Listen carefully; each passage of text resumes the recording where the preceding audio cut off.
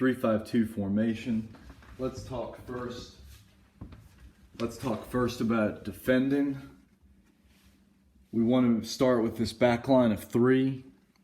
We need to make sure that these players defend as a unit and stay compact together.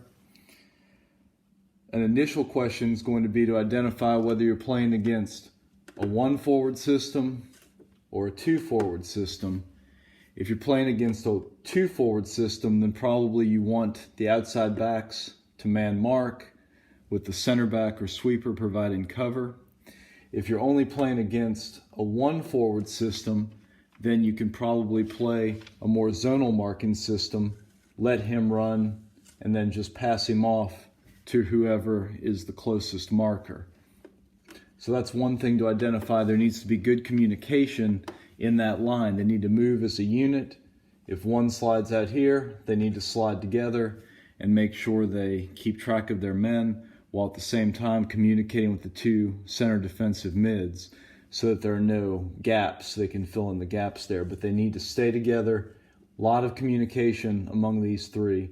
They've got to maintain this strong central block. Also, individually, each of these players needs to deal with any loose balls or interceptions. They don't need to be trying to bring down and control some crazy ball out of the air. They need to either deal with it with their head or with their foot.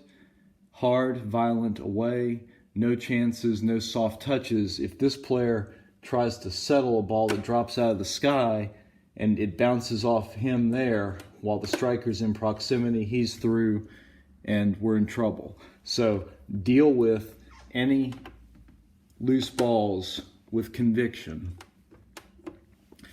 The defensive mids are going to sit as a shield in front of this back three. They're going to screen, they're going to fill gaps. If the other team is able to maintain possession in our defensive third or midfield for a prolonged period of time, then the wingbacks are going to track back here. The attacking mid will drop in as well. One of the forwards will drop back.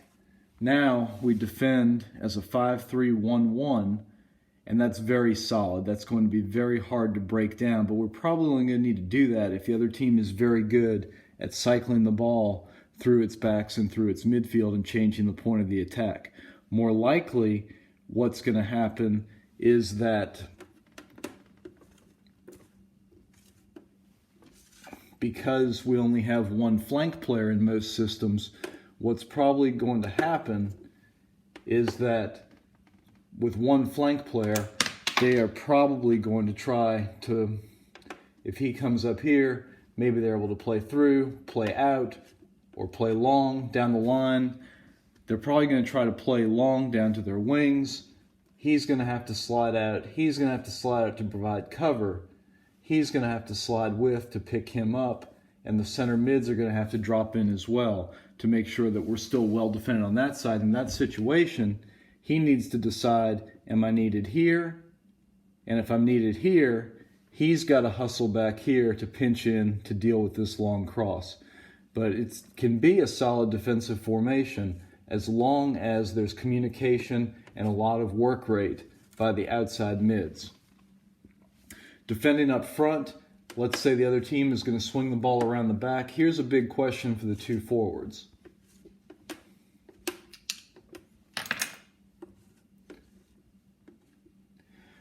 Are we going to force the ball inside or outside? I would suggest that as a default, because we only have one flank player and a lot of systems are going to have two flank players, what we probably want to do is force the ball inside into the strength of our formation. So we're going to, in that situation, if they play out of the back, the forwards can play off the outside shoulder, make a bending run to cut off that angle to the outside back. He'll step up on their 6. And now we're going to force these guys either knock it back and forth harmlessly, or one of them will start to dribble. He can provide pressure from behind. He is not going to want to get too far up the field, and he'll play it. And then if we're able to win it with one of these guys, Now he's caught out of position. There's a nice gap that we can exploit. So initially, I would suggest if the team has 2 flank players, maybe we try to force them inside into the teeth of our midfield and see if we can win it, go on a quick counterattack. On the other hand, if they're dangerous inside, if they've got really good players inside, or if their outside backs are really weak, then maybe what we want to do when they're in possession is go ahead and pinch in, open up that outside pass, and now once they pass outside, this flank midfielder can lock down their outside player.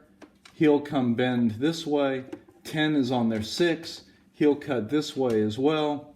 These guys will slide, pick up their other midfielders, and now he's going to have very few options. He is going to probably try to force a pass in here, or he's going to boot it down the line, and we should be able to lock that in and win it. So that's defensively. If we want to talk about some attacking concepts, when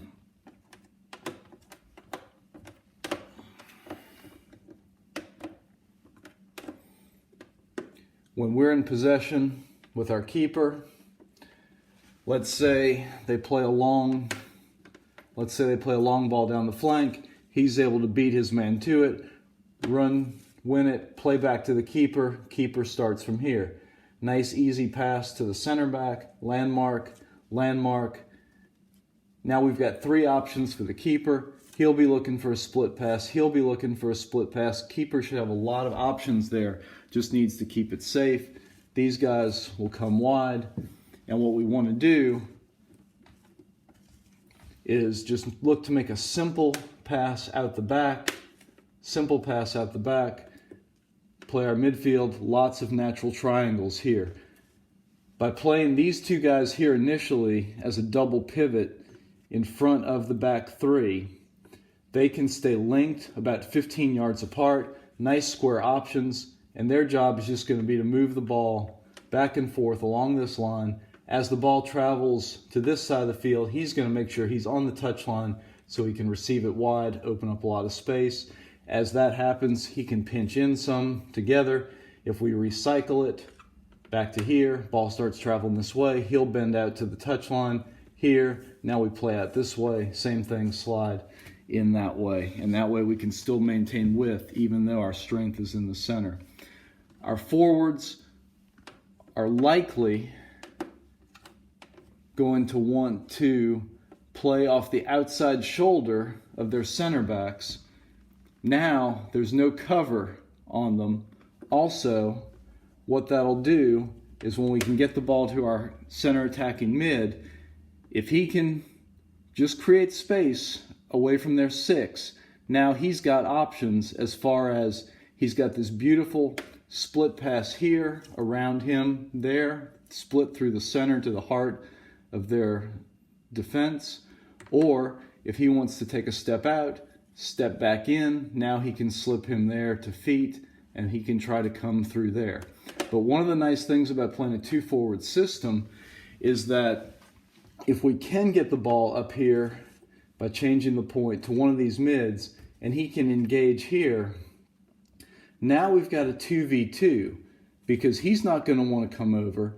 These guys are going to match up. Now we've got a 2v2. He's not going to want to provide cover. We don't want to drag him in to close all the space down necessarily, but if we can show here, give and go, around, he's through, there's not going to be much cover there. So that's one of the nice things about this system with having 2 forwards is that we can create 1v1s and 2v2s and put a lot of stress on their back line.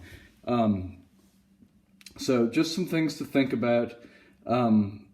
As we do get higher up the field, final thought, even though these guys are a double pivot and a screen here in our defensive and middle third, as we are able to get up the field and start getting some runs into the box, one of these guys can step and give us some midfield depth here, and the other one will still continue to hold as a screen here.